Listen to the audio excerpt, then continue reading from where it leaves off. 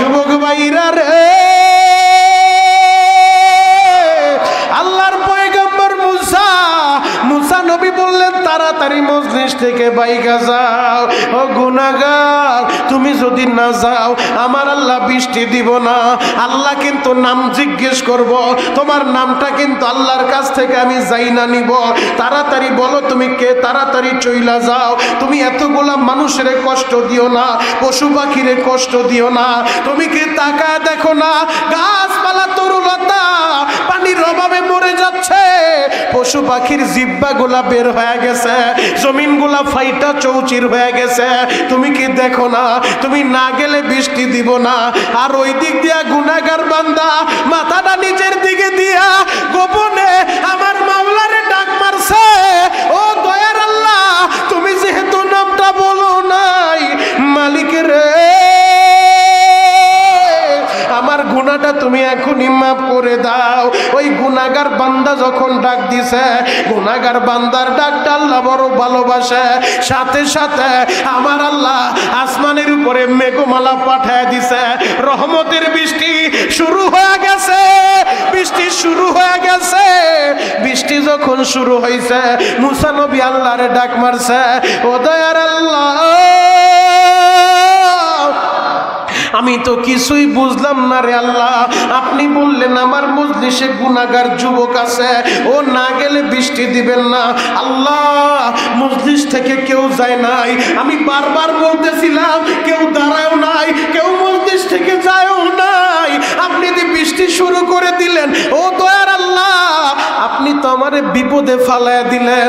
এমনিতেই বনি ইসরাইল গুলা এরা বাঁকা জাতি, এদের ডানে বললে এরা বামে যায়, বামে বললে এরা ডানে যায়। আল্লাহ, নামাজের কথা বললে আমাদের কাজ আছে, বলে পেঁয়াজের খেতে কাজ আছে, আলু খেতে পানি দেওয়া লাগবো, আমরা পারবো না। এদের ডানে বললে বামে যায়। আল্লাহ, আপনি এখন বললেন মজলিসে গুনাহগার আছে, ও না গেলে বৃষ্টি হবে না। কই কেউ তো গেল না, আপনি বৃষ্টি দিলেন রে মাওলা। এখন তো এরা আমারে বলবে, মুসা তোমার কথার কোনো সত্যতা নাই, তুমি বললে এই জায়গায় কে গুনাহগার আছে, না গেলে বৃষ্টি হইব না। কই কেউ তো যায় নাই। আমার আল্লাহ বলে, মুসা রে, আমি যেই গুনাহগার বান্দার কারণে বৃষ্টি বন্ধ করে দিছি, ও মুসা শুনো, আমার ওই বান্দার কারণে আমি আল্লাহর রহমতের বৃষ্টি দিলাম। আল্লাহ কেমনে কি হইল কিছুই বুঝলাম না। কেউ চিৎকার মাইরা কানলো না, কেউ তোমার কাছে স্যালেন্ডার করতেও দেখলাম না।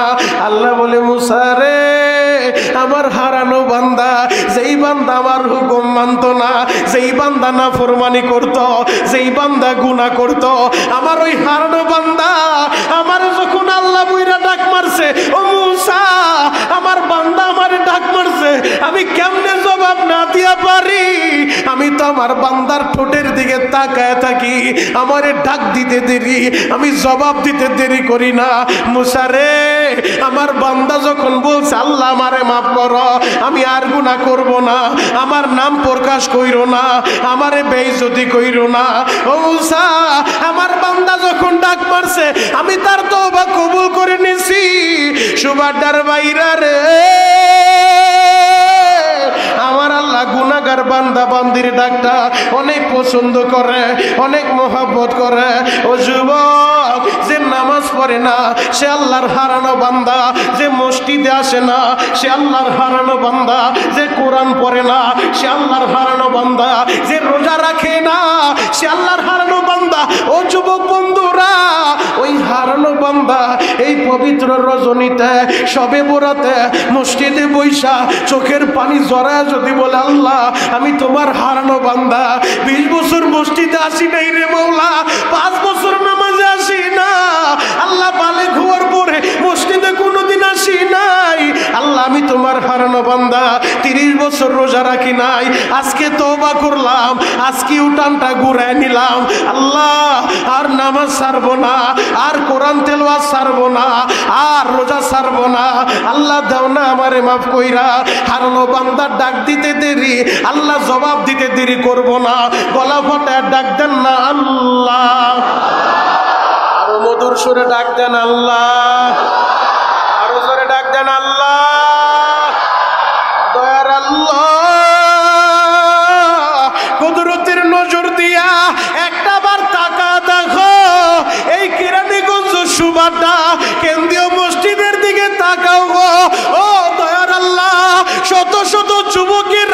তোমারে আল্লাহ বইলা ডাক মারছে, দাড়ি পাকা মুরব্বীরা তোমারে ডাক দিছে রে মালিক। তোমার কি মায়া লাগে না? তোমার কি দয়া লাগে না রে আল্লাহ? আল্লাহ তুমি এদের সবাই রে মাফ করে দাও। চিৎকার মেরে বলেন আমিন। আরো জোরে বলেন আমিন। আল্লাহর নবীর সাহাবী সালাবাতুল আনসারী যুবক, তার ভাই সাইদ আনসারী। হে যুবক ভাইরা, হাজী সাহেব বাবাজিরা ডানে বামে নজর নাই, এক নজরে তাকায় থাকেন গো বাবা। আজকের এই রজনী গুনাহ মাপের রজনী, আজকের এই রজনী ভাগ্য রজনী। আমার আল্লাহর কাছে চাওয়ার মতো চাইতে হবে। আমার আল্লাহ চাইলে আমাদের ভাগ্যের পরিবর্তন ঘটায় দিবে। কথা বলেন ঠিক কিনা? আগামী 1 বছর আপনি কি খাবেন, আপনার রিজিকের বাজেট আজকে পাস হবে। আজকে বাজেট পাশের দিবস, আল্লাহর কাছে বাজেটটা পাস করায় নেবেন। আগামী 1 বছর আদম সন্তান কারা কারা দুনিয়া থেকে বিদায় নিয়ে কবরে যাবে, তাদের নামের তালিকাটা আজকে বাজেট পাস হবে। জানি না আজকের ওই তালিকায় কার নামটা যেন ঢুইকা যাবে, যে আগামী 1 বছর ওই বান্দার ভিতরে দুনিয়া থেকে চইলা যাবে। দুনিয়ার ভিতরে যত আদম সন্তান আসবে, তাদের একটা নামের তালিকা, তাদের একটা লিস্ট আমার আল্লাহ আজকের এই বাজেটে পাস করবে।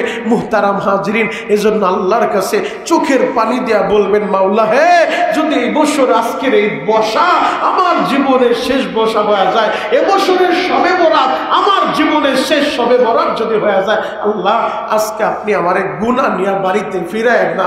যেই বাড়ি থেকে আমি আসছি, বাসা থেকে বের হইছি, মসজিদে যেহেতু ঢুকছি, আমারে পবিত্র বানাই এরপরে বাড়িতে নিবেন ইনশাআল্লাহ।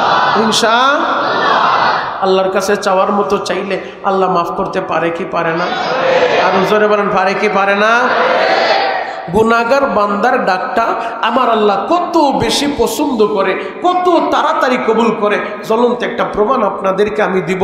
গুনাহগার বান্দার ডাক আল্লাহ ফিরায় না, গুনাহগার বান্দার ডাক আল্লাহ তাড়াতাড়ি কবুল করে। কেন? এটা আমার হারানো বান্দা। হারানো বান্দা যদি আমার রাস্তায় ফিরে আসে, জীবনের ইউটার্নটা ঘুরায় নেয়। যুবক ভাইরা, 20 বছর 30 বছর চইলা গেছে, 40 বছর চইলা গেছে, এই উম্মত গড় হায়াত পাবে 60 থেকে 70 বছর। নবীজি বলছে, আমার উম্মতের গড় হায়াত হলো 60 থেকে 70 বছর। যাদের 50 বছর কাইটা গেছে, হিসাব মিলায় নেন, জীবনের 50 বছর তো চইলেই গেল, 60 বছর তো চইলেই গেল, 30 বছর তো চইলেই গেল। গড় হায়াত পাইলে তো অর্ধেক আমার শেষ হয়ে গেছে। গড় হায়াত পাইলেও 4 ভাগ 3 ভাগের 2 ভাগ চইলা গেছে। আমার এক পা তো কবরে, আমি কয়দিন বাঁচবো? আর যে কোনো মুহূর্তে তো আজরাইল চলে আসতে পারে। এজন্য চোখের পানি দিয়ে বলবেন, আল্লাহ আমারে গুনাহগার তুমি আর বানায়ও না। আল্লাহ গুনাহ যেহেতু হয়েই গেছে, আজকে আমি মাপ চাইতেছি, আর গুনাহটা আমি করব না, তুমি আমারে মাফ করে দাও। আল্লাহ আমি ইউটার্নটা ঘুরাইয়া নিলাম, জীবনের ইউটার্ন। তুমি ভুল রাস্তায় চলতেছিলে, ইউটার্নটা ঘুরাইয়া নিলে রাস্তা সঠিক হয়ে যাবে। 30 বছর নামাজ পড়ো নাই, এখানে এমনও যুবক থাকতে পারো কখনো তুমি মসজিদে আসো নাই, হয়তো 2-1টা জুমা পড়ো, এমনও যুবক এখানে থাকতে পারে। আমার বিশ্বাস হয়তো ঈদের সময় মসজিদে আসে আর সারা বছর মসজিদে আসে না। এমনও যদি কোনো আল্লাহ পাকের বান্দা থাকো, আজকে যদি তুমি খাটি দিলে তওবা করো, আল্লাহ আজকের পরে আর আমি নামাজ ছাড়বো না, আল্লাহ আজকের পরে আর আমি জীবনের রোজা ছাড়বো না। 30টা বছর রমজানের রোজা আমার কাইটা গেছে, আমি রাখতে পারি নাই, আল্লাহ হেলায় খেলায় কাটায় দিছি, আপনার ফরজ হুকুম আমি পালন করি নাই। আজকে সাচ্চা পাক্কা ওয়াদা করলাম, এই বছর রমজানের রোজা শুরু করব, জীবনে যত বছর বাঁচবো কোনো বছর আর রোজা ছাড়বো না ইনশাআল্লাহ। পাক্কা এরাদা, যদি পাক্কা এরাদা করতে পারেন, আমার আল্লাহ আপনার আমল নামায় নেক লেখা শুরু কইরা দিব ফেরেশতারা। কিন্তু বান্দা গুনাহের নিয়ত করে, আপনি আর আমি অনেক সময় গুনাহের প্ল্যান প্রোগ্রাম করি যে আগামীকাল আমরা এই গুনাহটা করব, প্ল্যান হইছে, এরপরও কিন্তু ফেরেশতা লেখে না যে বান্দা গুনার প্ল্যান করছে, আল্লাহ সবই জানে, এরপরও লেখে না। ফেরেশতা লিখতে চাইলে আল্লাহ ডামকাদের ফেরেশতা যে নেকি লিখে আর বামকাদের ফেরেশতা যে গুনাহ লিখে। ওই যখন বান্দা নিয়ত করছে গুনাহ করবে, বামকাদের ফেরেশতা লিখতে চায়, ডামকাদের ফেরেশতা কলম ধইরা বসে, খবরদার লিখবি না। কেন লিখবো না? বলে এই বান্দা তো এখনো গুনাহ করে নাই, গুনাহ যখন করব তারপরে লিখবি। বলে সে তো প্ল্যান করছে, তার প্ল্যান ফাইনাল, গুনাহ হবেই। বলে না, এখনো গুনাহ হয় নাই, গুনাহ করবে তারপরে লিখলে, তারপরে পরে গুনাহ লিখবি, এর আগে লিখবি না। বলে তুমি তো লেখো, তুমি তো নেক আমলের নিয়ত করলে নেক লেখা শুরু করো। বলে আল্লাহ আমারে পাওয়ার দিছে, আল্লাহ বান্দারে বড় ভালোবাসে, বান্দা নেক আমলের নিয়ত করতে দেরি, সওয়াব লিখতে দেরি করে না। এজন্য নবী হাদিসের ভিতরে বুখারীতে প্রথম হাদিস আনছে ইন্নামাল আমালু বিন্নিয়াত। ইমাম বুখারী নবীর এই হাদিসটা বুখারীর প্রথম উল্লেখ করছে। কেন?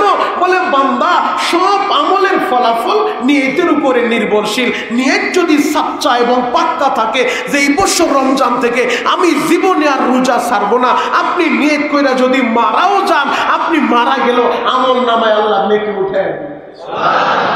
আপনার নিয়তের ভিতরে কোনো বেজাল ছিল না। আর বান্দা গুনার নিয়ত করলে আল্লাহ গুনাহ লেখায় না, বলে গুনাহ হওয়ার পরে গুনাহ লেখে। এই নিয়ত করলেই আল্লাহ গুনাহ লেখে না। এজন্য আল্লাহর কাছে যদি চাওয়ার মতো চাওয়া যায়, অবশ্যই আল্লাহ মাফ করবে, অবশ্যই আল্লাহ ক্ষমা করবে।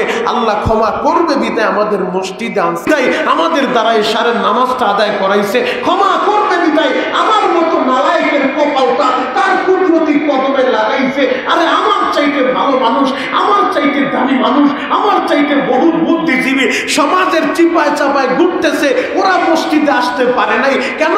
ওরা আল্লাহ কবুল করে নাই। ও বুদ্ধি থাকতে পারে, বুদ্ধি থাকলে ওর বুদ্ধি ওর মসজিদে আনতে পারে নাই। ওর বুদ্ধি থাকলেও ওর বুদ্ধি আল্লাহর কুদরতি কদমে ওর কপালটা লাগানোর সুযোগ আল্লাহ দেয় নাই। ওর ক্ষমতা আছে, শক্তি আছে, যৌবন আছে, কিন্তু ওর শক্তি ওরে কষ্ট কইরা হাতায় মসজিদে আনে নাই। আমারে তুমি আনছো, তুমি যেহেতু আনছো আমারে মাফ কইরা এই বাড়িতে নিবা ইনশাআল্লাহ। ইনশাআল্লাহ। গুনাহগার বান্দার ডাক আল্লাহ কত তাড়াতাড়ি কবুল করে, এটাই আপনাদেরকে আমি বুঝাইতে চাইছিলাম।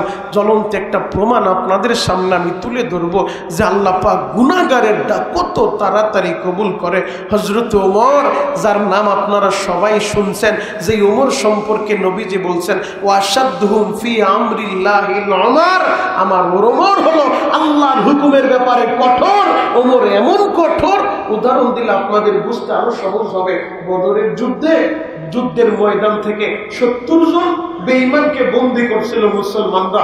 70 জন তো জাহান্নামের আসামি হয়েছে, জাহান্নামের টিকেট ধরায়া জাহান্নামে পাঠায় দিছে, আর 70 জনকে বন্দী করছে। নবী আমার সাহাবীদেরকে নিয়ে পরামর্শ করলেন, সাহাবীরা আপনারা পরামর্শ দেন বন্দীদের ব্যাপারে, ওদেরকে আমরা কি করব? এক একজন এক এক পরামর্শ। ওমর দাঁড়ায় বলে, নবীজি যাদেরকে আমরা বন্দী করছি এরা তো সবাই আমাদের আত্মীয় স্বজন, কারণ বদরের যুদ্ধটা এমন একটা যুদ্ধ হয়েছে, নবীজি তো আশঙ্কায় ছিলেন, কারণ যুদ্ধটা এমন যুদ্ধ, বাপ ছেলের বিরুদ্ধে তরবারি ধরবো, ভাই ভাইয়ের বিরুদ্ধে তরবারি ধরবো, চাচা ভাতিজার বিরুদ্ধে তরবারি ধরবো, বন্ধু বন্ধুর বিরুদ্ধে তরবারি ধরবো। একই মায়ের পেটের দুইটা সন্তান, আপন দুইটা ভাই, এক ভাই ঈমান আনছে আর এক ভাই আবু জাহেলের পক্ষে, এক ভাই নবীর পক্ষে, এক ভাই আবু জাহেলের পক্ষে, ভাই ভাইয়ের বিরুদ্ধে তরবারি ধরবো। এজন্য নবী বেশি কেঁদেছিলেন যে আল্লাহ আমি তো আশঙ্কা করতেছি ময়দানে দাঁড়ায় যদি ভাইয়ের চেহারার দিকে তাকায়া, ময়দানে দাঁড়ায় যদি চাচার চেহারার দিকে তাকায়া এরা যদি ভুইলা যায়, তাহলে তো মুসলমানের পরাজয় হবে, আর পরাজয় হইলে এ পৃথিবীতে কোনো মুসলমান আর থাকবো না যে আপনার আল্লাহ বইলা ডাক দিব। ওমর বলে, নবীজি যে 70 জনকে বন্দি করছি, এই 70 জন তো আমাদের এই ভাই বেরাদার বাপ চাচা। একটা কাজ করেন, যার যে আত্মীয় তার হাতে উঠায় দেন, যার ভাই ভাই হাতে উঠায় দেন, যার চাচা বাতিজার হাতে উঠান, অথবা বাতিজারের চাচার হাতে উঠান, বাবারের সন্তানের হাতে উঠান, যার আত্মীয় তার হাতে দেন, নিজের হাতে সে গলাটা জবাই করে দুনিয়া থেকে বিদায় করে দিবে। কেমন কঠোর দিলের অধিকারী ছিলেন হযরত ওমর। আল্লাহর হুকুমের ব্যাপারে কোনো ছাড় নাই। এ ওমর তো সে ওমর যে ওমর সম্পর্কে নবীজি বলছে আমার পরে যদি কেউ নবী হতো সে হতো হযরত ওমর।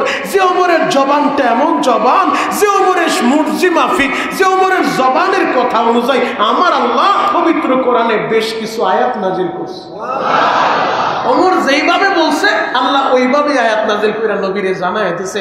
ওমরের জবানটা এত দামি জবান, সেই ওমর রাস্তা দিয়ে ফজরের নামাজের পরে হাঁটতেছিলেন, হঠাৎ করে মদিনার চৌরাস্তায় একটা সুঠাম দেহের অধিকারী যুবকের চিৎকার দেখা, ওমর কঠিন দিলের মানুষ, সে ওমরের চোখ দিয়েও পানি বের হয়ে গেছে। ওই যুবকের চিৎকার আর আত্মনাদ দেখা ওমর দৌড়ায় যুবকের সামনে যায়, বলে যুবক কেন তুমি কাঁদো, কান্নার কারণটা কি? যুবক হযরত ওমর রে দেখা বলে, ওমর আমি কেন কাঁদি জানতে চাও? আমি বড় পাপী, আমি বড় অপরাধী, আমি অনেক বড় পাপ করছি। ওমর বলে কি পাপ করছো আমারে বলো। যুবক বলে তোমারে বলা যাবে না, কারণ যুবক জানে ওমর আল্লাহর হুকুমের ব্যাপারে কঠোর। ওমর যদি আমার পাপের কথা জানে আমার কল্লা উড়ায় দিব, আমারে দুনিয়া এক মিনিটও বাঁচায় রাখবো না। ওমরের কাছে যুবক বলে আপনার কাছে আমি বলবো না, তাহলে কার কাছে বলবা? বলে আপনি একটু আমারে রহমাতুল্লিল আলামিনের কাছে নিয়ে যান, নবীর কাছে নিয়ে যান। আমার নবী তো দয়ার সাগর, আমার নবী দয়ার নবী, উম্মতের দরদি নবী, নবীর কাছে নিয়ে যান, আমি আমার গুনার কথা নবীর কাছেই বলবো। হযরত ওমর যুবকের চোখের পানি দেখা ওমর আর সইতে পারে নাই। ওমর বলল যুবক ঠিক আছে তুমি আমার সাথে চলো। এবার যুবকের হাতটা ধইরা ওমর মসজিদের নববীতে নিয়ে গেলেন। মসজিদের নববীতে নিয়া মসজিদের নববীর বাহিরে দাঁড় করাইয়া বলল তুমি একটু দাঁড়াও, আমি নবীর রুমের ভিতরে যায় দেখি নবী কোন অবস্থায় আছে, নবীর সাথে কথা বলে আসি। ওমর রুমের ভিতরে যাইয়া নবীর সালাম দিয়া নবীর কাছে ঘটনা বললেন। নবী গো, একটা যুবক এমন ভাবে চিৎকার মারে গো নবী, ওই যুবকের কান্না দেখা আমিও সইতে পারি নাই গো নবী। আমার নবী বললেন ওমর রে, তোমার চোখে যেহেতু পানি আমি বুঝতে পারছি, তাহলে যুবকটারে আমার কাছে নিয়ে আসো। এবার যুবকটারে নবীর কাছে নিয়ে যায়। নবীজি বললেন যুবক তুমি এইভাবে কান্না করবা না, তুমি কান্নাটা বন্ধ করো, কি হয়েছে বলো। ওই যুবক কান্দে আর বলে নবী গো আমি বড় পাপী, আমি বড় অপরাধী। নবীজি এত বড় গুনাহ তুমি করছো। যুবকটার এই কথা শুইনা নবীজি বলে যুবক তোমার গুনাহ আসমানের চাইতেও বড় হইতে পারে, জমিনের চাইতেও বড় হইতে পারে, আমার আল্লাহর রহমতের চাইতে বড় না। এরপরও যুবক কান্দে আর বলে নবী গো আমার দিল সাক্ষী দেয় আমি যে এত বড় অপরাধ করছি, আমি এত জঘন্য গুনাহ করছি, মনে হয় আল্লাহর রহমতের চাইতেও আমার গুনাহটা বেশি হয়ে গেছে। আমার নবী বললেন যুবক তুমি কি বলো, এত বড় গুনাহ করছো। যদিও এটা একটা ভালো দিক, নিজের ছোট মনে করতেছে যে আমার গুনাহটাই বড়, সব কিছুর চাইতে আমার গুনাহ বড়, আমি পাপী, আমি অপরাধী। নবী বললেন যুবক কি এমন গুনাহটা তুমি করছো? যুবক বলেন নবী গো এই মদিনায় সবাই কোনো না কোনো কর্ম করে, কোনো না কোনো কাজ করে, আমিও একটা কাজ করতাম গো নবী, তবে আমার কাজটা ভালো কাজ না। বলে কি কাজ তুমি করো? নবীজি এই মদিনায় যখন কোনো মানুষ মারা যায় তারে যখন কবরের ভিতরে রাখে আমি অপেক্ষায় থাকি রাতের অন্ধকারে ওই কবরটা খনন কইরা ওই মৃত ব্যক্তির বডি থেকে কাপড়ের কাপড়টা উঠাইয়া আমি কাপড়ের কাপড়টা নিয়ে আসি, আমি কাপড় চুরি করি, আমি কাপড় বাজারে বিক্রি করি। নবীজি বললেন তুমি এত জঘন্য অপরাধ করো, তুমি কাপড়ের কাপড় চুরি করো। যুবকটা বলেন নবী গো কাপড়ের কাপড় চুরি করি এইটাও আমার কাছে বড় গুনাহ মনে হয় নাই। বলে তাহলে কি বড় গুনাহ করছো? নবীজি আমি তো কাপড়ের কাপড় চুরি করি প্রতিদিন, এটা তো আমার একটা অভ্যাস। মানুষ মারা গেলে মানুষ যখন কবরে রাখে আমি রাতের অন্ধকারে কবর খনন কইরা কবর থেকে কাপড়ের কাপড়টা নিয়ে আসি। নবীজি গতকালকে এই মদিনার ভিতরে যেই লোকটা মারা গেছে, মদিনার সবচেয়ে সুন্দরী একটা মেয়ে মারা গেছে। ইয়া রাসূলুল্লাহ, ইয়া হাবিবাল্লাহ, নবীজি যেই মেয়েটা পরপুরুষের সামনে কখনো যায় নাই, যেই মেয়েটা এত সুন্দরী ছিল নিজের সতীত্ব রক্ষা কইরা কোনোদিন পরপুরুষ তার স্পর্শ করতে পারে নাই, ওই মেয়েটা গতকালকে যখন মারা গেছে, ইয়া রাসূলুল্লাহ, ইয়া হাবিবাল্লাহ, নবী গো আমি মারা যাওয়ার পরে আমি তো অপেক্ষায় ছিলাম কখন আমি রাত্র হব, কখন আমি তার কাপড়টা চুরি করব। আমি আমার অভ্যাস অনুযায়ী রাতের অন্ধকারে অন্ধকারে কবর খনন কইরা আমি তো কাপনের কাপড়টা নিয়ে চলে আসতেছিলাম, নফস শয়তান আমারে ধোঁকা দিছে। শয়তান ধোঁকা দিয়া বলে, আহারে যেই মেয়ের দেখার লাইগা কত যুবক সিরিয়ালে দাঁড়ায় থাকে, দেখতে পায় না, কারো সামনে যায় না, আর তুই হাতের কাছে পায়া না দেখা চলে যাবি, তুই একটু কাজ কর, দেখা যা। আমি আমার হাতের লাইটটা চেহারার দিকে মাইরা, আমি যখন চেহারার দিকে মারলাম, তার চেহারার সৌন্দর্য দেখা শয়তান আমারে ধোঁকা দিছে। আমার দ্বারা গুনাহ হয়ে গেছে, আমার দ্বারা পাপ হয়ে গেছে। ইয়া রাসূলুল্লাহ, ইয়া হাবিবাল্লাহ, নবী গো, আমি যখন গুনাহ করছি, আমি গুনাহ কইরা আমি তো কবর থেকে ওইটা বিদায় নেব, হঠাৎ করে আমি দেখি ওই মেয়েটা কবরের ভিতর থেকে মৃত লাশ। আমার মনে হলো যে পিছন থেকে আমারে বলতেছে, যুবক এটা তুই কি করলি, কি করলি? আরে আমি মারা গেছি, আমার বাবা, আমার আত্মীয় স্বজন আমারে গোসল দিয়া, আমার আত্মীয়রা পবিত্র কইরা আমারে কবরে রাখলো। আমি আল্লাহর সামনে ময়দানে মাহশারে পবিত্র অবস্থায় দাঁড়াবো, আর তুই আমারে নাপাক কইরা দিলি, তুই আমারে নাপাক কইরা দিলি। যুবক রে, এইটা তুই কি করলি রে যুবক? ইয়া রাসূলুল্লাহ, ইয়া হাবিবাল্লাহ, নবীজি, আমি এমন আওয়াজ পাইয়া ওই কাপড়ের কাপড়ও ফালাইয়া ওই যে চিৎকার মাইরা আমি চলে আসি। নবী গো, আমি ওমরের কাছে বলি নাই, ওমর আমার কল্লা উড়ায় দিব। আমার নবী বললেন, যুবক রে, যেই গুনাহ তুমি করছো আমার আল্লাহ মনে হয় না তোমারে মাফ করব। তুমি মৃত লাশের সাথে এমন কাজটা কেমনে করতে পারলা? আল্লাহ তোমারে মাফ করব না। এই কথাটা শুই না যুবক একটা মিনিটও দাঁড়ায় নাই, কারণ যুবক জানে নবী যেহেতু বলতেছে আল্লাহ মাফ করব না, এখন যদি কোনো হুকুম আইসা পড়ে যুবকের কল্যাণ থাকবো না। যুবক একটা দুর্বাইরা ওই যে নবীর সামনে থেকে চলে গেছে, যুবকের তো আর খবর নাই। বেশ কয়েকদিন পর আমার আল্লাহ জিবরাইলে পাঠায় দিছে। জিবরাইল আইসা বলে, নবী গো, আল্লাহ জানতে চাইছে মানুষ বানাইছে কে? আমার নবী বলে, মানুষ তো বানাইছে আল্লাহ। নবীজি, মানুষ যদি অন্যায় করে, অপরাধ করে, মাফ করবো কে? বলে, মাফ তো করবো আল্লাহ। নবীজি, যেই যুবকের আপনি তাড়ায় দিচ্ছেন, ওই যুবক তো চোখের পানি দিয়ে আল্লাহর কাছে খাটি দিলে তওবা করছে, আমার আল্লাহ ওই যুবকের সব গুনাহ মাফ করে দিচ্ছে। আরো জোরে বলেন। আল্লাহ যদি যুবকরে মাফ করতে পারে, আমার আপনারে কি আল্লাহ মাফ করতে পারবে না? আরো জোরে বলেন, পারবে কি পারবে না? আমি আর আপনি তো এত জঘন্য কাজ করি নাই, আল্লাহ মাফ করবে। রহমান নামের খাতিরে মাফ করবে, গফফার নামের খাতিরে মাফ করবে, আল্লাহ মাফ করবে। আশা রাখতে হবে। যুবক, গুনাহ করছো 20 বছর, 30 বছর, 50 বছর, গুনাহ করতে আমাদের সবাইরই সময় লাগছে। আল্লাহর মাফ করতে একটা মিনিটও সময় লাগবে না, একটা সেকেন্ডও সময় লাগবে না। শুধু জীবনের ইউটার্নটা ঘুরায় নাও। আজ থেকে আর গুনাহ করা যাবে না, আজ থেকে আর নামাজ ছাড়া যাবে না, আজ থেকে আর এই বছর রমজানে যদি বাঁচায় রাখে আল্লাহ, রোজা শুরু করব। জীবনে যত বছর বাঁচবো আর রোজা ছাড়বো না। সাচ্চা পাক্কা ওয়াদা করো। যদি তুমি নির্ভেজাল ওয়াদা করতে পারো, খাটি দিলে তওবা করতে পারো, অবশ্যই আল্লাহ আমাদেরকে মাফ করবে। কথা বলা ঠিক কিনা? বলেন ঠিক কিনা? যুবক ভাইরা রে, গুনাহগারের ডাকটা আমার আল্লাহ কত দ্রুত কবুল করে। জ্বলন্ত একটা প্রমাণ আপনাদেরকে আমি দিব। মুসা নবীর জামানায় আমার আল্লাহ একবার রহমতের বৃষ্টি বন্ধ করে দিছে। বৃষ্টি যদি বন্ধ হয়, জমিন ফেটে চৌচির হয়ে গেছে, গাছপালা, তরুলতা, বৃক্ষরাজি সব মরে যাচ্ছে, গাছের পাতাগুলো জইরা জইরা পড়ে যাচ্ছে। এই অবস্থা দেখা বনি ইসরাইলের লোকগুলা মুসা নবীর কাছে আসছে, আল্লাহর পয়গম্বর আপনি একটু আল্লাহরে বলেন না আল্লাহ যে রহমতের বৃষ্টি দেয়।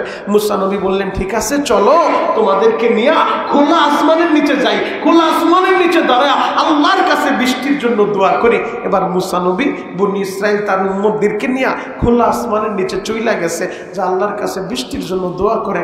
আল্লাহ বলে, মুসা রে, যাদেরকে নিয়ে আমার কাছে বৃষ্টির জন্য দোয়া করো, এদের ভিতরে যেই পাপী যার কারণে আমি বৃষ্টি বন্ধ করছি, সেই পাপী আজকে সকালে গুনাহ করছে। ওরে তুমি নিয়ে এসো আমার কাছে বৃষ্টির লেগে দোয়া করতে। ও মুসা, ওই পাপীরে মজলিস থেকে যাইতে বলো। ও যদি না যায় আমি বৃষ্টি দিব না। উদাহরণ দিলে আপনাদের বুঝতে আরেকটু সহজ হবে। আজকে যে যুবকগুলা, শত শত যুবক দূর দূরান্ত থেকে আসছে, মাদারীপুর থেকে ওই জায়গায় লোক আসছে, মাদারীপুর থেকে, সেই নতুন বাজার থেকে, নারায়ণগঞ্জ থেকে, আমি অবাক হয়ে গেছি। আল্লাহর পাগলগুলা, যুবকগুলা ছুটে আসছে। এই মাগরিবের পরে মাদারীপুর থেকে, শিবচর থেকে রওনা দিয়ে এক যুবক আমার রুমে আসছে, হুজুর মাদারীপুর থেকে আসছি। এত দূর থেকে আল্লাহর পাগলরা আসছে, যুবকগুলো আসছে, বিভিন্ন এলাকা থেকে আসছে। এখন যদি আমি শত শত মানুষের সামনে আমি যদি বলি কে আজকে মাগরিবের নামাজ পড়েন নাই, সে দাঁড়ান মসজিদ থেকে বের হন, এই কথাটা যদি আমি বলি, ওই যুবকটা তো বলবে হুজুর আগে যদি জানতাম ভরা মজলিসে আমার অপমান করবেন, আমি এই মসজিদে আসতাম না, অথবা আসলেও মাগরিবের নামাজটা পড়ে আসতাম। ভরা মজলিসে আপনি আমার এমনি অপমান করতে পারলেন। কিন্তু মুসা নবী তো গরম নবী, মুসা নবী ধমক দিয়া বলতেছে, কে আসো গুনাহগার, আজকে সকালেও গুনাহ করছো, তোমার কারণে আল্লাহ বৃষ্টি বন্ধ করছে, তুমি না গেলে আল্লাহ কিন্তু বৃষ্টি দিব না। এখন যেই লোকটা গুনাহ করছে, ও না পারতাছে মসজিদ থেকে যাইতে, না পারতাছে চিৎকার মাইরা কাঁদতে, কারণ পুরা ময়দান স্তব্ধ। মুসা নবী গরম নবী, রাগী নবী, অনেক রাগী নবী ছিলেন মুসা নবী। মুসা নবী চোখ গরম করে ধমক দিতেছে, দাঁড়াও, তাড়াতাড়ি যাও, না গেলে কিন্তু আল্লাহ বৃষ্টি দিব না। এখন ওই যুবকটা তো আমার আল্লাহর ডাক মারছে, আল্লাহ এমন বিপদে আমি পড়ছি, আমার গুনার কথা মুসা নবীর কাছে তুমি বলো নাই, তুমি পারতা আমার নাম সহ বলে দিতে। তুমি যেহেতু বলছো আজকে সকালেও গুনাহ করছে, আল্লাহ তুমি তো জানো আমি গুনাহ করছি, তুমি তো পারতা আমার নামটা বলে দিতে যে অমুকের ছেলে অমুক, ওর কারণে বৃষ্টি বন্ধ হয়েছে, আজকে সকালেও গুনাহ করছে, অবশ্যই ওরা তাড়াতাড়ি যাইতে বলো। আল্লাহ তুমি যেহেতু আমার নামটা বলো নাই, আমার বিশ্বাস তুমি মনে হয় আমার মাফ কইরা দিবা। আল্লাহ আল্লাহ ও আল্লাহ আমারে বেইজ্জতি কইরো না। এই মুহূর্তে যদি আমি চইলা যাই, সবাই আমারে থুতু মারবে, সবাই বলবে বুঝছি তুমি গুনাহগার, তোমার কারণে আল্লাহ বৃষ্টি বন্ধ করছে, লজ্জায় আমার আত্মহত্যা করা লাগবো। আল্লাহ গো তুমি দেও না আমারে মাফ কইরা, যেহেতু আমার নামটাও বলো নাই। যুবক পায়ে হাত রেখা বলি, 1 মিনিট সময় আমি আপনাদেরকে দিলাম। ও দাড়ি পাকা আব্বাজানেরা, ও হাজী সাহেবেরা, 1 মিনিট টাইম আপনাদেরকে আমি দিলাম। 1 মিনিট সবাই একটু হিসাব মিলান তো, কেউ কারো দিকে তাকায় না, চোখটা বন্ধ কইরা নিজের জীবনের ক্যালকুলেশন হিসাবটা মিলায় নেন। দেখেন তো এই 1 মিনিটের ভিতরে চিন্তা করলে আপনার সামনে বহুত পাপের খবর আপনার চোখের সামনে আয়নার মতো ভাসতে থাকবে।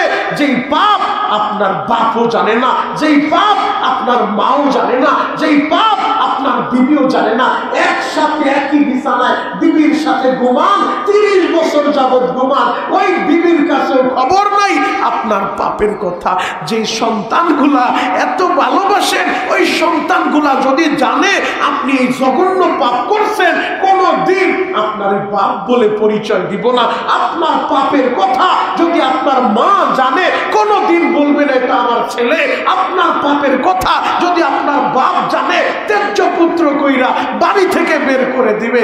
ও হাজী সাহেবেরা, ও যুবক বন্ধুরা, ও দাড়ি পাকা বাবাজিরা, আমাদের পাপের কথা সমাজের মানুষ জানলে সমাজ থেকে আমাদের বয়কট করতো।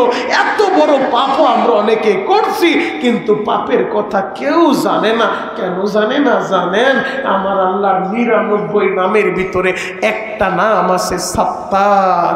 এই সাত্তার নামের চাদর দিয়া পুরা গুনাহটারে প্যাকেট করে ফেলছে।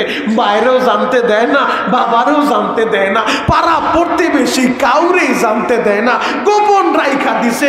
সবে বরাতে, লাইলাতুল বরাতে আজকে যদি চোখের পানি দিয়ে আল্লাহরে বুঝায় বলতে পারেন, আল্লাহ আমার 30 বছরের গুনাহ তুমি কাউরে জানাও নাই, আমার পাপের কথা আমার মায় জানে না, বাবাই জানে না, আমার ছেলে জানে না, মেয়ে জানে না, বিবির সাথে ঘুমাই বিবিও জানে না। ও পর্দারের মায়েরা, আপনার গুনার কথা স্বামী জানলে 1 মিনিট আপনার সংসার করতো না। চোখের পানিটা দিয়ে আল্লাহরে বুঝে বলেন, আল্লাহ আপনি সাত্তার নামের চাদর দিয়া যদি আমার পাপ দায়িকা রাখতে পারেন, আপনার তো গফফার একটা নাম, ওই গফফার নামের খাতিরে, ওই রহমান নামের খাতিরে খাতিরে আপনি দেন না আমারে মাফ কইরা। ডাকার মতো ডাক দিলে এখনই আল্লাহ মাফ করে দিতে পারে। কথা বলেন ঠিক কিনা? যুবক ভাইরা রে, আল্লাহর পয়গম্বর মুসা নবী বললেন তাড়াতাড়ি মজলিস থেকে বাইকা যাও। ও গুনাহগার, তুমি যদি না যাও আমার আল্লাহ বৃষ্টি দিব না। আল্লাহ কিন্তু নাম জিজ্ঞেস করব, তোমার নামটা কিন্তু আল্লাহর কাছ থেকে আমি যাই না নিব। তাড়াতাড়ি বলো তুমি কে, তাড়াতাড়ি চইলা যাও। তুমি এতগুলা মানুষের কষ্ট দিও না, পশু পাখিরে কষ্ট দিও না। তুমি কি তাকায় দেখো না গাছপালা তরুলতা পানির অভাবে মরে যাচ্ছে, পশু পাখির জিব্বা গুলা বের হয়ে গেছে, জমিন গুলা ফাইটা চৌচির হয়ে গেছে। তুমি কি দেখো না? তুমি না গেলে বৃষ্টি দিব না। আর ওই দিক দিয়া গুনাহগার বান্দা মাথাটা নিচের দিকে দিয়া গোপনে আমার মাওলারে ডাক মারছে, ও দয়ার আল্লাহ, তুমি যেহেতু নামটা বলো নাই, মালিকের আমার গুনাহটা তুমি এখনই মাফ করে দাও। ওই গুনাহগার বান্দা যখন ডাক দিছে, গুনাহগার বান্দার ডাকটা আল্লাহ বড় ভালোবাসে। সাথে সাথে আমার আল্লাহ আসমানের উপরে মেঘমালা পাঠায় দিছে, রহমতের বৃষ্টি শুরু হয়ে গেছে। বৃষ্টি শুরু হয়ে গেছে। বৃষ্টি যখন শুরু হয়েছে, মুসা নবী আল্লাহরে ডাক মারছে, ও দয়ার আল্লাহ, আমি তো কিছুই বুঝলাম না রে আল্লাহ। আপনি বললেন আমার মজলিসে গুনাহগার যুবক আছে, ও না গেলে বৃষ্টি দিবেন না। আল্লাহ, মজলিস থেকে কেউ যায় নাই, আমি বারবার বলতেছিলাম, কেউ দাঁড়ায়ও নাই, কেউ মজলিস থেকে যায়ও নাই। আপনি যে বৃষ্টি শুরু করে দিলেন, ও দয়ার আল্লাহ, আপনি তো আমারে বিপদে ফালায়া দিলেন। এমনিতেই বনি ইসরাইল গুলা এরা বাঁকা জাতি, এদের ডানে বললে এরা বামে যায়, বামে বললে এরা ডানে যায়। আল্লাহ, নামাজের কথা বললে আমাদের কাজ আছে, বলে পেঁয়াজের খেতে কাজ আছে, আলু খেতে পানি দেওয়া লাগবো, আমরা পারবো না। এদের ডানে বললে বামে যায়। আল্লাহ, আপনি এখন বললেন মজলিসে গুনাহগার আছে, ও না গেলে বৃষ্টি হবে না। কই কেউ তো গেল না, আপনি বৃষ্টি দিলেন রে মাওলা। এখন তো এরা আমারে বলবে, মুসা, তোমার কথার কোনো সত্যতা নাই। তুমি বললে এই জায়গায় কে গুনাহগার আছে, না গেলে বৃষ্টি হইব না। কই কেউ তো যায় নাই। আমার আল্লাহ বলে, মুসা রে, আমি যেই গুনাহগার বান্দার কারণে বৃষ্টি বন্ধ করে দিছি, ও মুসা শুনো, আমার ওই বান্দার কারণে আমি আল্লাহর রহমতের বৃষ্টি দিলাম। আল্লাহ কেমনে কি হইল কিছুই বুঝলাম না। কেউ চিৎকার মাইরা কানলো না, কেউ তোমার কাছে স্যালেন্ডার করতেও দেখলাম না। আল্লাহ বলে, মুসা রে, আমার হারানো বান্দা, যেই বান্দা আমার হুকুম মানত না, যেই বান্দা নাফরমানি করত, যেই বান্দা গুনাহ করত, আমার ওই হারানো বান্দা আমার যখন আল্লাহ বইরা ডাক মারছে, ও মুসা, আমার বান্দা আমার ডাক মারছে, আমি কেমনে জবাব না দিয়া পারি? আমি তো আমার বান্দার ঠোঁটের দিকে তাকায় থাকি, আমারে ডাক দিতে দেরি, আমি জবাব দিতে দেরি করি না। মুসা রে, আমার বান্দা যখন বলছে আল্লাহ আমারে মাফ করো, আমি আর গুনাহ করব না, আমার নাম প্রকাশ কইরো না, আমারে বেইজ্জতি কইরো না। ও মুসা, আমার বান্দা যখন ডাক মারছে, আমি তার তওবা কবুল করে নিছি। সুবাদার বাইরা রে, আমার আল্লাহ গুনাহগার বান্দা বান্দির ডাকটা অনেক পছন্দ করে, অনেক মহব্বত করে। ও যুবক, যে নামাজ পড়ে না সে আল্লাহর হারানো বান্দা, যে মসজিদে আসে না সে আল্লাহর হারানো বান্দা, যে কোরআন পড়ে না সে আল্লাহর হারানো বান্দা, যে রোজা রাখে না সে আল্লাহর হারানো বান্দা। ও যুবক বন্ধুরা, ওই হারানো বান্দা এই পবিত্র রজনীতে, সবে বরাতে মসজিদে বৈশা চোখের পানি জড়ায় যদি বলে, আল্লাহ আমি তোমার হারানো বান্দা, 20 বছর মসজিদে আসি নাই রে মাওলা, 5 বছর নামাজে আসি না, আল্লাহ বালেগ হওয়ার পরে মসজিদে কোনোদিন আসি নাই, আল্লাহ আমি তোমার হারানো বান্দা, 30 বছর রোজা রাখি নাই, আজকে তওবা করলাম, আজকে উঠানটা ঘুরায় নিলাম, আল্লাহ আর নামাজ ছাড়বো না, আর কোরআন তেলাওয়াত ছাড়বো না, আর রোজা ছাড়বো না, আল্লাহ দাও না আমারে মাফ কইরা। হারানো বান্দার ডাক দিতে দেরি, আল্লাহ জবাব দিতে দেরি করবো না, গলা ফাটায় ডাক দেন না আল্লাহ। আরো মধুর সুরে ডাক দেন আল্লাহ, আরো জোরে ডাক দেন আল্লাহ। দয়ার আল্লাহ কুদরতের নজর দিয়া একটা বার তাকা দেখো এই কেরানীগঞ্জ সুবাড্ডা কেন্দ্রীয় মসজিদের দিকে তাকাও গো। ও দয়ার আল্লাহ, শত শত যুবকেরা তোমার আল্লাহ বইলা ডাক মারছে, দাড়ি পাকা মুরব্বীরা তোমারে ডাক দিছে রে মালিক। তোমার কি মায়া লাগে না? তোমার কি দয়া লাগে না রে আল্লাহ? আল্লাহ তুমি এদের সবাই রে মাফ করে দাও। চিৎকার মেরে বলেন আমিন, আরো জোরে বলেন আমিন। আল্লাহর নবীর সাহাবী সালাবাতুল আনসারী যুবক, তার ভাই সাইদ আনসারী জিহাদের ময়দানে ভাই গেছে, ভাইতে দায়িত্ব দিয়া গেছে, ভাই আমার পরিবার দেখে রাখো, বাজার সদায় লাগলে কইরা দিও। সাইদ আনসারী জিহাদের ময়দানে তাবুকের যুদ্ধে নবীর সাথে চইলা গেছে, সালাবারে জিম্মাদারি দিয়া সালাবা প্রয়োজনীয় যা কিছু দরকার বাজার সদায় করে দেয়। হঠাৎ করে শয়তানের ধোকায় পড়ে গেছে। শয়তান তো অল টাইম ফিকির করে কিভাবে মানুষগুলারে ধোকা দিয়া বিপদগামী করবে। সালাবারে ধোকা মারছে, সালাবা পর্দার আড়াল থেকেই বাজার সদায় দাও, একবার পর্দা সরাই দেখবা না। পর্দাটা যখন সরাইছে সালাবা হাতটা বাড়াইতে যায়, আমি চিৎকার মাইরা বলে সালাবা আমি তোমার ভাইয়ের আমানত, আমানতের খেয়ানত করবা না, আল্লাহরে ভয় করো। এই কথাটা বলতে দেরি সালাবা একটা চিৎকার মাইরা বের হয়ে গেছে, আর ওই জায়গায় দাঁড়ায় থাকে নাই। হায় হায় আমি তো গুনাহ করতে চাইছিলাম। সালাবা চিৎকার মাইরা বের হয়ে গেছে, মদিনা সাইরা পাহাড়ি এলাকায় চইলা গেছে। এবার তাবুকের যুদ্ধ থেকে বাইতো ফিরে আসছে, আইসা ঘটনা শুই না এবার বাইরে খোঁজার লেগে গেছে। খুঁজতে খুঁজতে যায় দেখে ভাই আমার মদিনা সাইরা পাহাড়ি এলাকায় চইলা গেছে। ওরে যায় বলে ভাই বাসায় আসো। সালামা বলে ভাই আমি গুনাহ করতে চাইছিলাম, আমি পাপী, আমি অপরাধী, আমি এমনি বাসায় যাব না। তাহলে কি করবা? বলে এক কাজ করো, আমার নবীর কাছে যাইতে লজ্জা লাগে, নবীর কোনো সাহাবীর কাছে আমারে নিয়ে যাও। হযরতে আলী, যে আলী সম্পর্কে নবীজি বলছে আমি হলাম এলেমের শহর, আর সেই শহরের দরজা হলো আমার আলী, আমার আলীর কাছে নিয়ে যাও।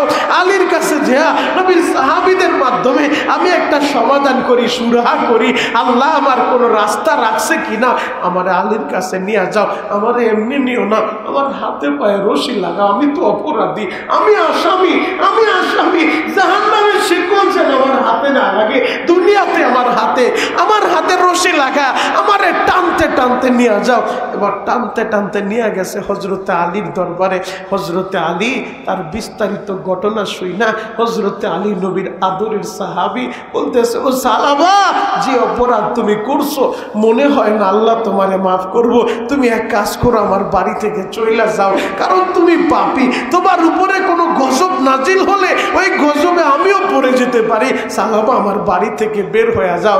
এবার সালাবা চোখের পানি ছেড়ে তার বাইরে ডাক দেয়, ও প্রাণের ভাই আলী তারা দিতে পারে গো, একটা কাজ করো আমার ওমরের কাছে নিয়ে যাও, ওমরের জবানটা অনেক দামি, ওমরের কাছে আমারে নিয়ে যাও, দেখি কোনো সমাধানের রাস্তা আসেনি।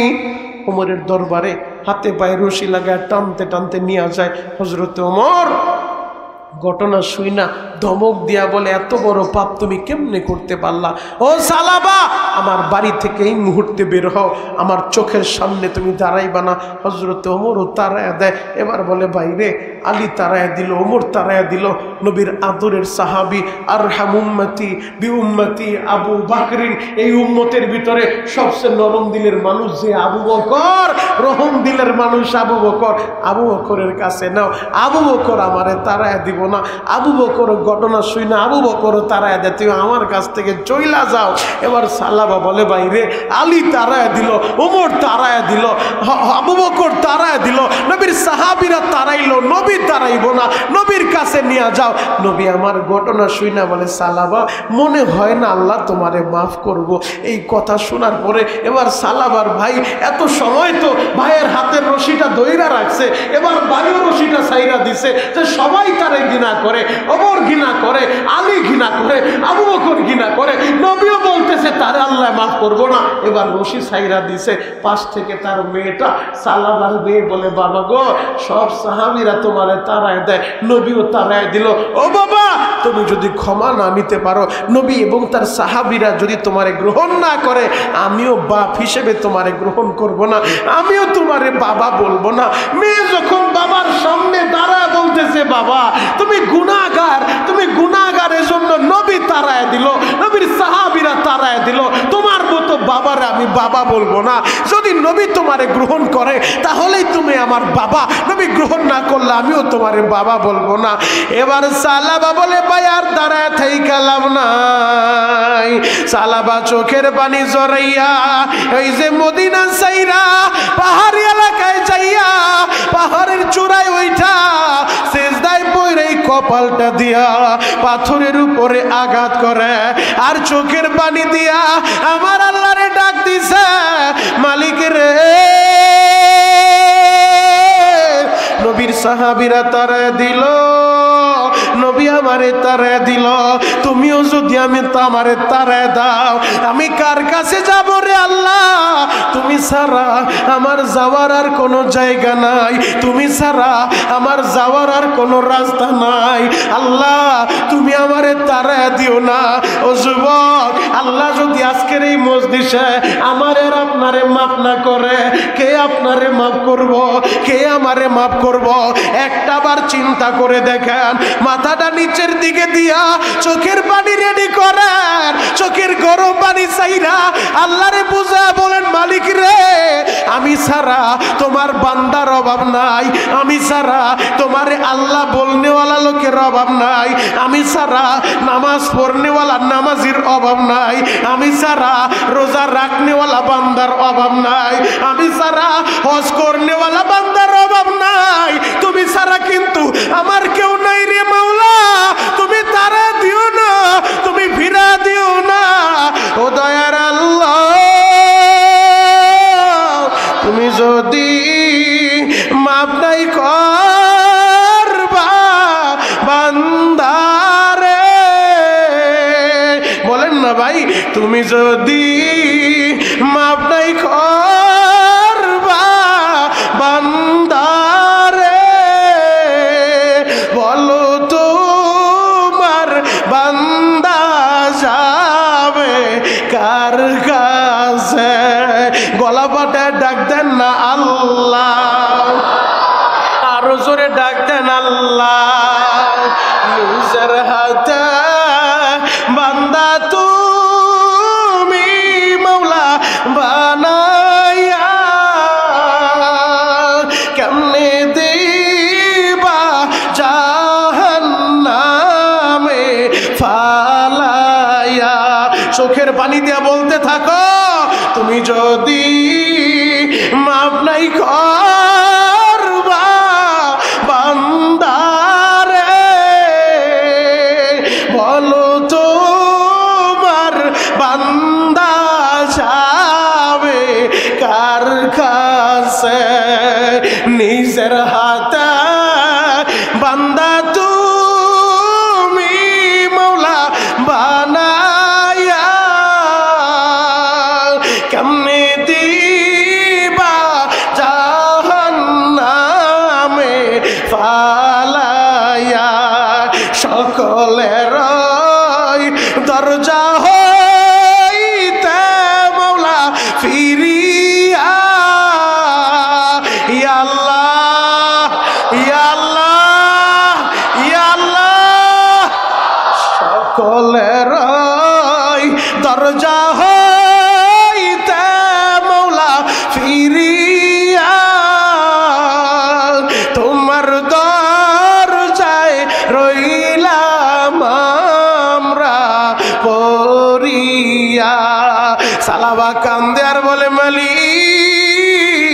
আবু বকর তারা দিছে রে মাওলা, ওমর তারা দিছে, নবীর সাহাবী আলীও আমারে তারা দিছে, তোমার নবীও তারা দিছে।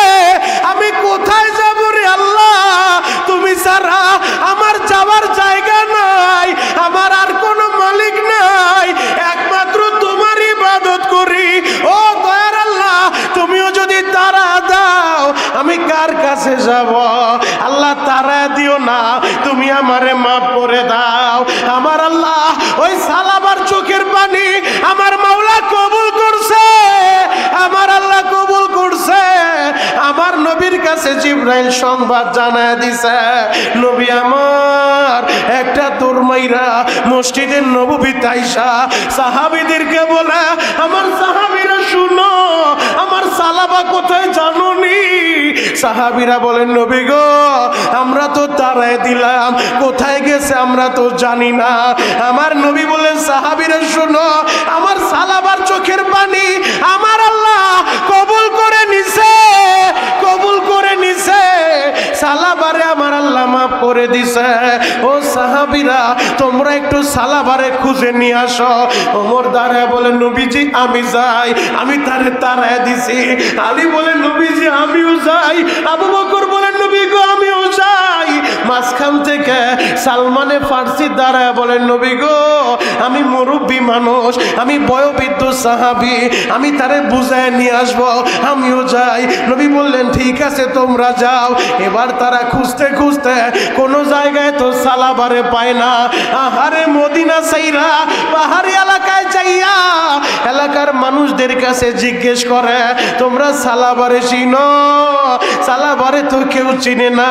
একটা লোক দাঁড়ায় বলে, শুনো আমরা সালাবা নামে তো কেউ রে চিনি না, তবে তোমরা যেই আকৃতি যেই বর্ণনা দিতেছ আমাদের মন বলে ওই পাহাড়ের উপরে প্রতিদিন রাত্রিবেলা একটা মানুষ চিৎকার মারে, মনে হয় জাহান্নামের কোনো আসামি জাহান্নাম থেকে পালায় পাহাড়ে চলে আসে রাতের অন্ধকারে, এমন ভাবে চিৎকার মারে, এমন ভাবে কান্না করে, তার কান্নার আওয়াজে আমরাও ঠিক মতো ঘুমাইতে পারি না, মনে হয় তার কান্না দেখা সে জাহান্নাম থেকে পলে আসে।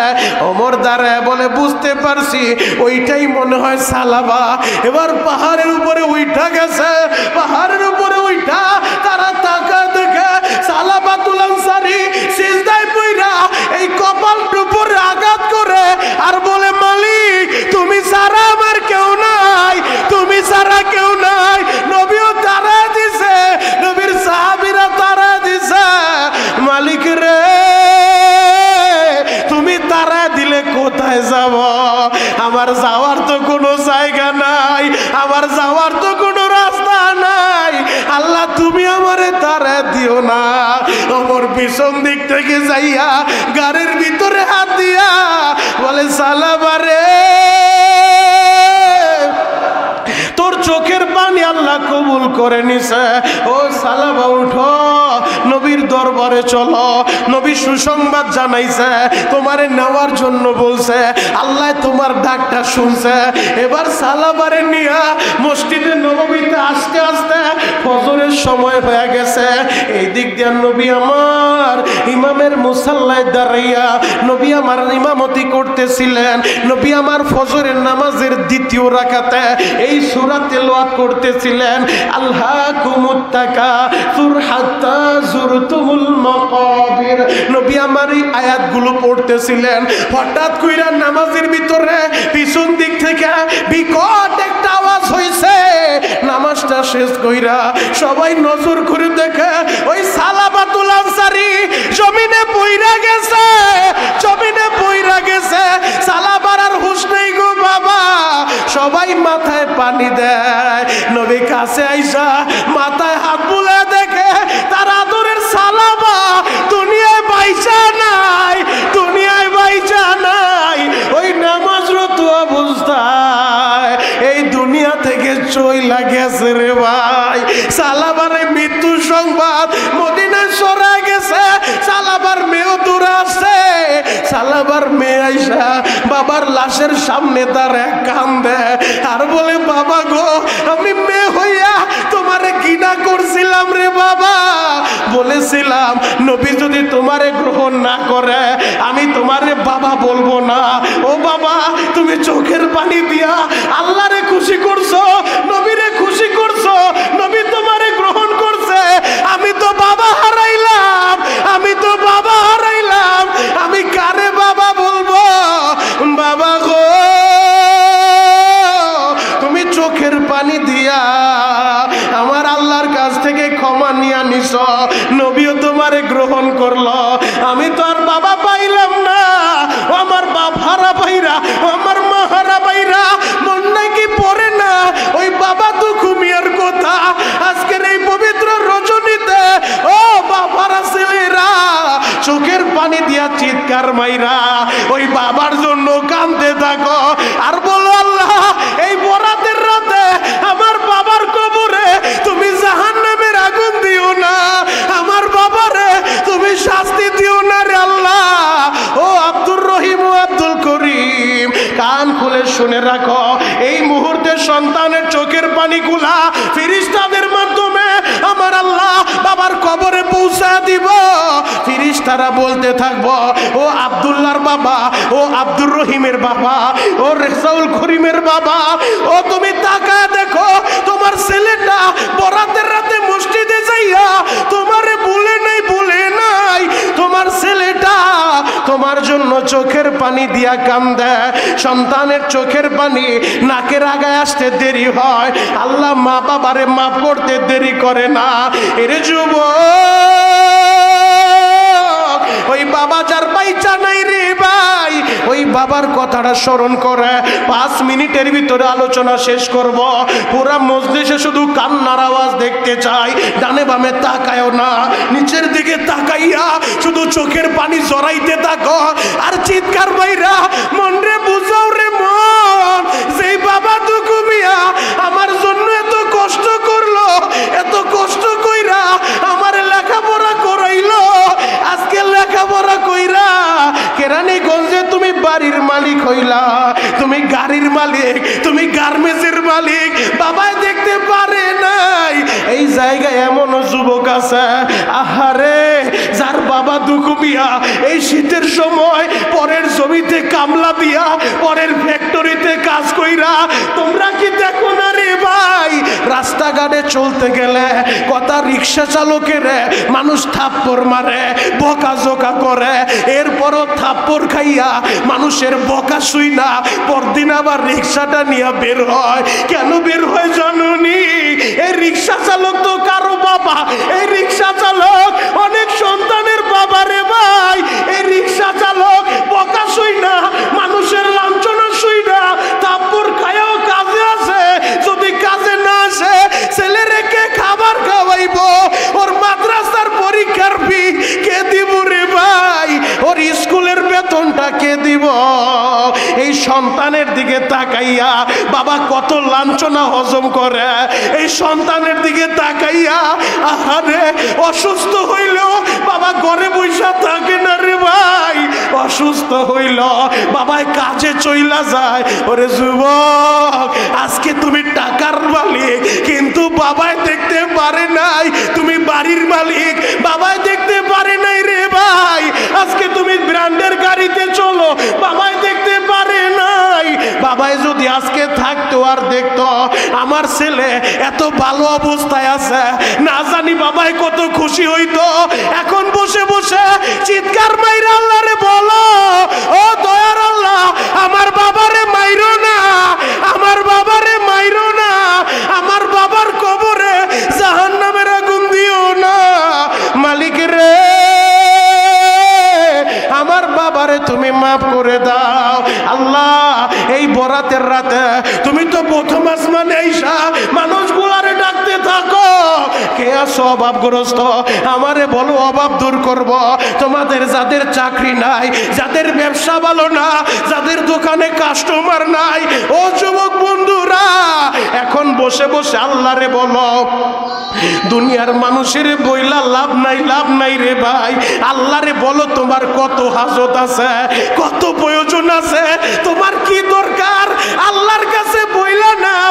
আমি জানি না কার মা অসুস্থ, কারমা হার্টের রোগী, কিডনির রোগী, আহারে কারমা যেন অসুস্থ হয়ে হাসপাতালে পড়ে আছে, বসে বসে কাঁদতে থাকো আর বলো আল্লাহ আমার মায়েরে সুস্থ করো, আমার বাবারে সুস্থ করো রে আল্লাহ। এই বছর 25 সালে আমি বরাতের রাতে মসজিদে আইছি, না জানি এই বছরটাই আমার জীবনের শেষ বছর রে আল্লাহ। ও দয়ার আল্লাহ, আজকের এই বসা যদি জীবনের শেষ বসা হয়ে যায়, আমারে খালি ফিরাও না। এরে যুবক, আমি তো মনে করি আমার এই দোয়া আজকের জীবনের শেষ দোয়া। তুমিও ধারণা কইরা নাও আজকের এই দোয়া তোমার জীবনের শেষ দোয়া রে ভাই। আহারে তুমি যদি আজকে মইরা যাও, ওই মসজিদের খাটিয়া তোমারে উঠাইব, তোমার বাড়ির খাটে তোমারে উঠতে দিব না রে ভাই। শরীরে দামি কাপড়গুলা রাখবো না, দামি একটা গেঞ্জিও রাখবো না, সব রাইখা দিব, 3 টুকরা কাপড় পরাইয়া ওই কবরে নিয়ে যাইব রে ভাই। যদি নেক আমল নিয়ে কবরে যাইতে পারো, কবর জান্নাতের বাগান হবে। আর যদি গুনাহ নিয়ে কবরে যাও, আল্লাহর নবী বলে ওই কবরের 2 পাশের মাটি একত্রিত হইয়া এমন জোরে চাপ মারবো, এক পাথরের হাড় আর এক পাথরে ঢুকা দিব, আর এক পাথরে ঢুকা দিব। ওই কবরে জাহান্নামের সাপগুলা উপস্থিত হয়ে যাইব রে ভাই। ও সুবাদার ভাইরা, ও আমার কেরানীগঞ্জের বাবাজিরা, ও দাড়ি পাকা মুরব্বীরা, মনটায় কি পড়ে না রে বাবার কথা, মনে কি পড়ে না মার কথা? ওই ইমাম বাড়ি কবরস্থানে মারে শোয়াইছো রে ভাই। এই যে নামাজের পরে একটা যুবক আইসা তার বাগিনার জন্য দোয়া চাইলো, হুজুর আমার বাগিনা নাই, বাগিনার জন্য একটু দোয়া কইরেন। এমন একটা দিন আসবো তোমার আমার জন্য মানুষ দোয়া চাইব, তুমি আর আমি আর থাকবো না। আল্লাহ আজকের এই মজলিসে যারা আইছে গুনার বোঝা নিয়ে আইছে, এই মজলিসে আমার মতো গুনাহগার কেউ নাই রে মালিক। আমি সবচেয়ে বড় গুনাহগার, আমি পাপী। তুমি ফিরাও না, তারাও না, সবাই মাথাটা নিচের দিকে দিয়া আল্লাহরে গলা ফাটায় ডাক দেন আল্লাহ। আরো জোরে ডাক দেন, ডাক দেন, ডাক দেন, ডাক দেন, ডাক দেন। যুবক কান্না না আসলো কান্নার বান্দর, কান্নার বান্দরা ডাক দাও, ডাক দাও। আল্লাহ আল্লাহ বলে চিৎকার মারো। আল্লাহ চোখের পানি ফিরাইব না, আল্লাহ তারা দিব না। ওই কবরে কেমনে থাকবা, ওই কবরে কেমনে থাকবা? আহার ওই কবর কিরা পোকামাকড়ের ঘর, সাপ বিচ্ছুর ঘর, অন্ধকারের ঘর রে ভাই। ডাক দাও না ইয়া আল্লাহ। কি যে উপায় হবে আমার মরণে, কি যে উপায় হবে আমার কবরে, কি যে উপায় হবে আমার মিজানে, কি যে উপায় হবে আমার হাসরে। ও দয়ার আল্লাহ, এই কেরানীগঞ্জের দিকে, সুবাড্ডা কেন্দ্রীয় মসজিদের দিকে একটা বার তাকা দেখো। শত শত যুবকেরা, মুরব্বীরা, এরা খাবারের লোভে আসে নাই, এরা টাকার লোভে আসে নাই, এরা পবিত্র রজনী, এই বরাতের রজনীতে এরা গুনাহ থেকে মাপ চায় গো, এরা জাহান্নাম থেকে বাঁচতে চায়। আল্লাহ আমাদের সবাইরে তুমি কবুল করো। চিৎকার মেরে বলেন আমিন। আল্লাহ আমাদের মা বাবারে মাফ করে দেন। আল্লাহ আমাদের যাদের মা বাবা অসুস্থ সুস্থ করে দেন। আল্লাহ আমাদের ভিতরে যারা ঋণগ্রস্ত ঋণ পরিশোধের ব্যবস্থা করে দেন। আল্লাহ আমাদের ভিতরে যারা পেরেশানিতে আছে পেরেশানি দূর করে দেন। আল্লাহ যা কিছু দরকার তুমি গাইবি খাজানা থেকে আমাদেরকে দিয়ে দাও। আল্লাহ বাকি জীবন যেন তোমার হুকুমে গোলামি কইরা কাটাইতে পারি, সবাই বলেন আমিন। আল্লাহ আজ থেকে আর নামাজ ছাড়বো না, আমাদেরকে নামাজি বানায় দেন। আল্লাহ আমাদেরকে রোজাদার বানায় দেন। আল্লাহ আমাদেরকে জাকিরিন বানায় দেন।